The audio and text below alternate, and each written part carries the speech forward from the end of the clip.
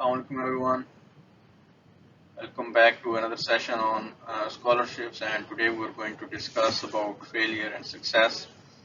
And the topic of our today's presentation is don't be afraid to fail. So this is an important um, topic regarding the application process for different scholarships. Failure is basically part of this process, and success in whatever you are applying for. Normally, it happens that you get rejections before you succeed. So there are a number of factors that we're going to discuss. That okay, why there is failure when you're applying for application. You just don't only select one single scholarship and you think that okay, I'm going to succeed if I only apply only for this program. So you always like there is a chance of failure, and that is part of the process. So nothing to worry about that. The main point to understand is that one who doesn't fail, he doesn't learn. So basically, these rejections are allow you to learn from your applications, even interview. Like whenever you have an interview for some position and then you are not successful, it basically lets you understand okay what went wrong and what went right and what were the weaknesses. Maybe some of the questions you could not answer properly. Then maybe you can think about that, and next time when the same questions are asked, then you might have better answers at that time after some initial uh, unsuccessful attempts. So basically, it's more about learning, right? Whenever you apply for a position, uh, then you learn from it. Like even if you're unsuccessful, that okay, what things I didn't do right. So it's a very normal thing, and you should not be afraid of failure. So that's the main understanding that we need to take from these different application processes. Also, it depends on a number of factors. For example,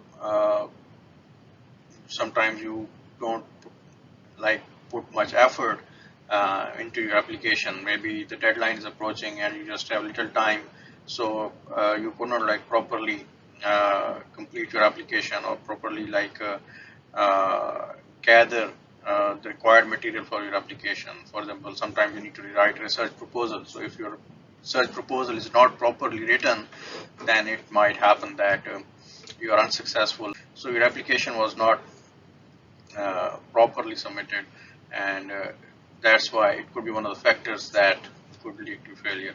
So always have enough time, just plan well so that you have ample time to complete your application, not at the last moment. Then you might not have, sometimes you miss the documents, or sometimes there is a requirement that they need some references and then you're not able to provide the references. Sometimes you're not able to provide, for example, in case of Erasmus, if we see the IELTS score, so you're not able to provide them with the IELTS score, then they will not accept your application.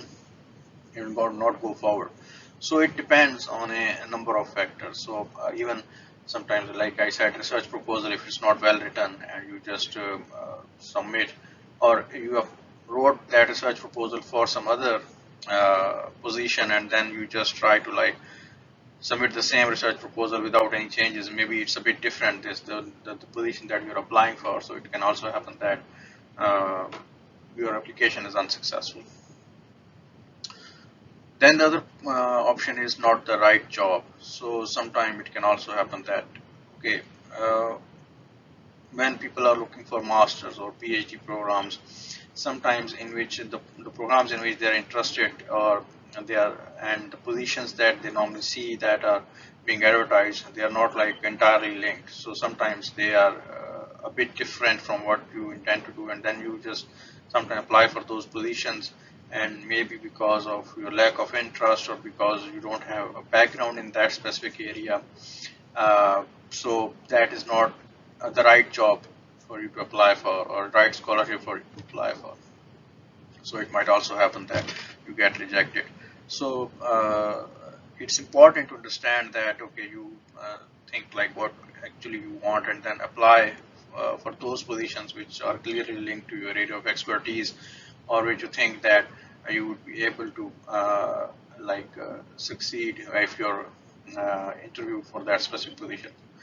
On the contrary, sometimes it also happens you get selected for those positions, even if it's not totally linked to your area, because you see it's part of the process. So sometimes they don't get the right candidates for that specific position, and sometimes they and the people like who the employers or the recruiters, they hire candidates who are somewhat linked to that job position because they need a person for that job. So competitors, like for example the number of applicants who applied for that position, and if they cannot find the suitable candidate, maybe they you get a chance for that specific position as well. So this also happens, and sometimes uh, so it works both ways. Sometimes you are not suitable candidate for the job, even you get selected, and sometimes the job is not suitable for you because of your lack of experience or expertise or skills in that specific area. Then again, it happens that you're not selected for that job. So that is also one way in which you can define or explain the rejection process or the rejection of your application. Then sometimes there are situational factors as well. Situational factors matter a lot. For example, you need sometimes visa for that specific application process. So sometimes employers, they don't want to like get into the hassle of applying for the visa for the candidate and all those things. Even you have a very good profile, but still they would go for somebody like who already has got a work visa or who is eligible to work under certain circumstances, or they are in a hurry and they want to hire the person. Um, like not putting too much time for the or not wait too much for the visa process. So in that situation as well, sometimes your interview goes very well and they are very happy with your performance and with your overall profile, and you are very confident, okay, that you will get selected. But sometimes it happens that because of those situational factors, you don't get selected because you don't have the work visa.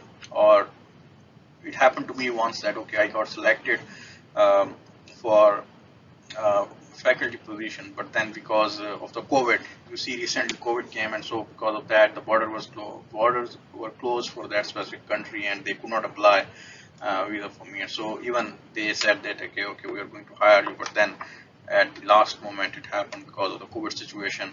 I could not be successful in that specific application. So there could be number of circumstances. Similarly, situational factors could be because even at the last moment, maybe your visa gets rejected. You apply for the visa and you don't get the visa.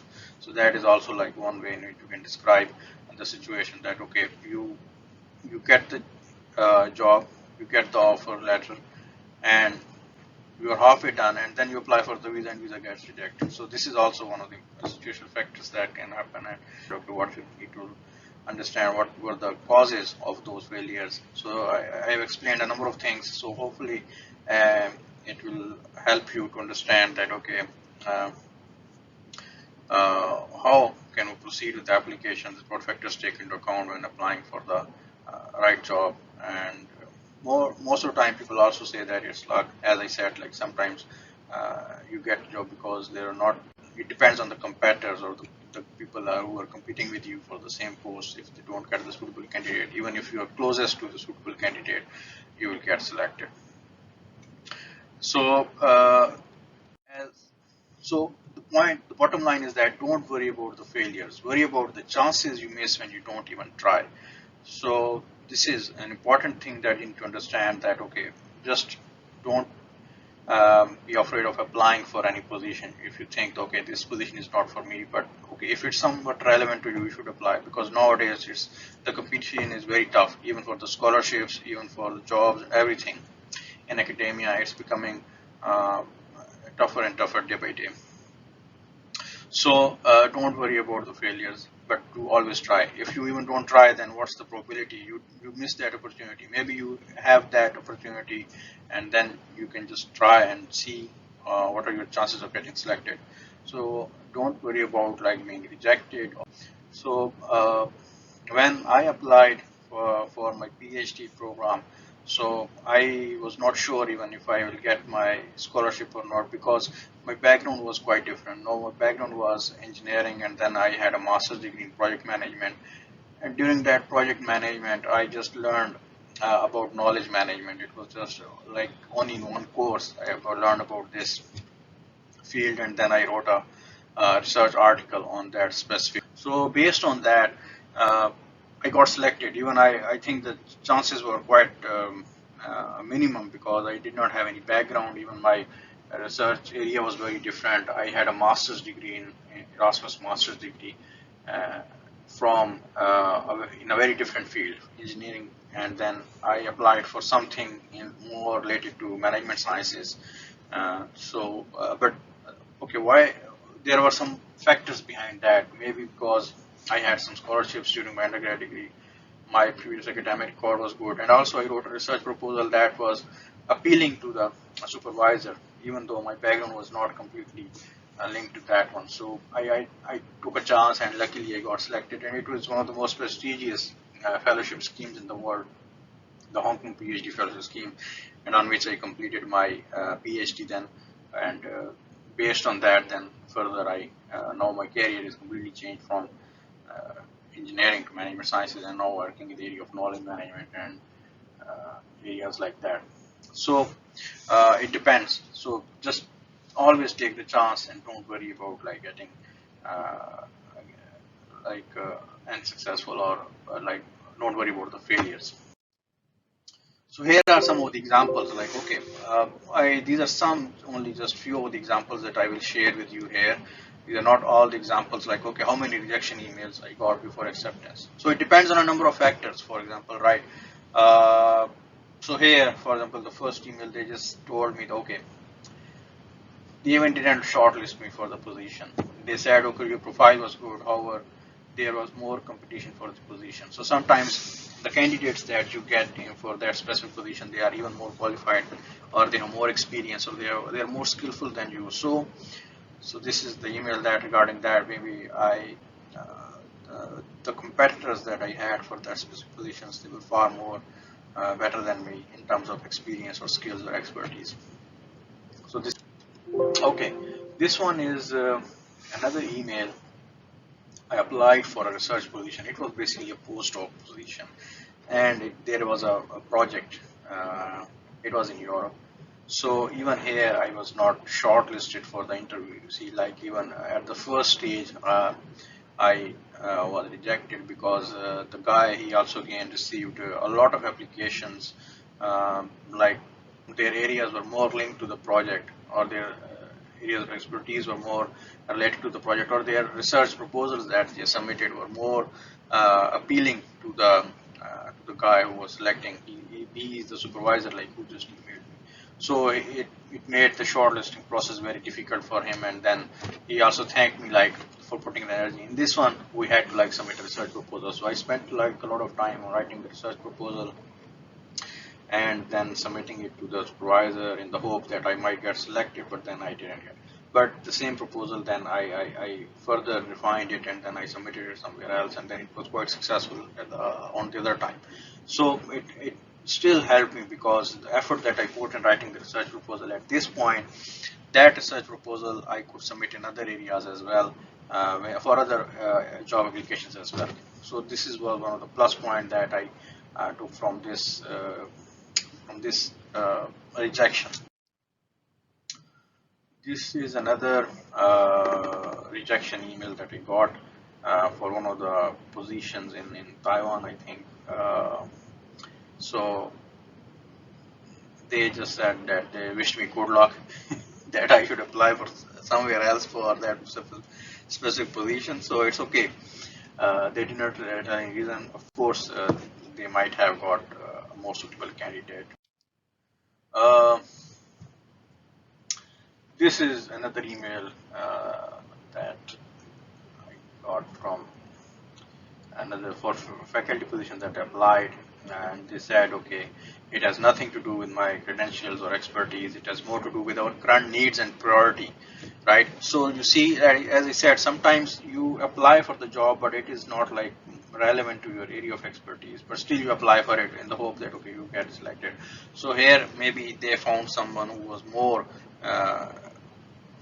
close, or who was uh, more suitable for that position because of his expertise, uh, or they have their own priority in appointing faculty members during this pandemic. So this was done basically during the COVID-19. So here as well, I think they sent me a email that okay, they regret that they are not going to hire me and things like that. So again, they just said that okay, we will keep your CV, and if something arises in future, they can get in touch with me. So this was also, but it was a good experience. I initially cleared a number of stages, interviews, and all those things, and it helped me because whenever you have an interview, you always learn from it because it boosts your confidence. And the questions they ask, because okay, at that time it adds to your experience. Okay, some when the same questions are asked in another job application or in another interview for the job application, then you're more confident, and then you have also you know a bit more of like how to answer those specific questions. Right. So this is the last email as an example that I'm putting forward here. It is the interview that call that I got from one of the universities, and I was successful in that one.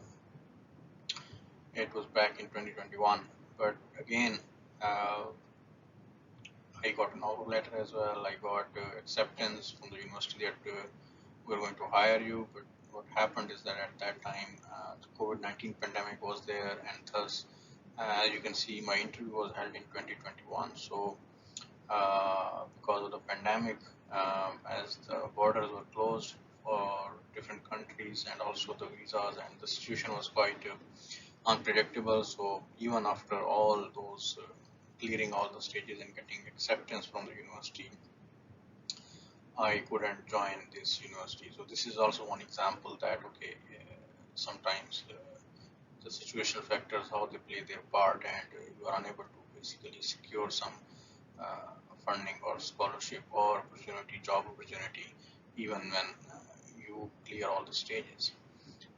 So all these examples show that uh, like you should never be afraid of the failures, and you should always keep on trying and try to learn from all those failures, that okay, how can you improve better, and one day you will be successful.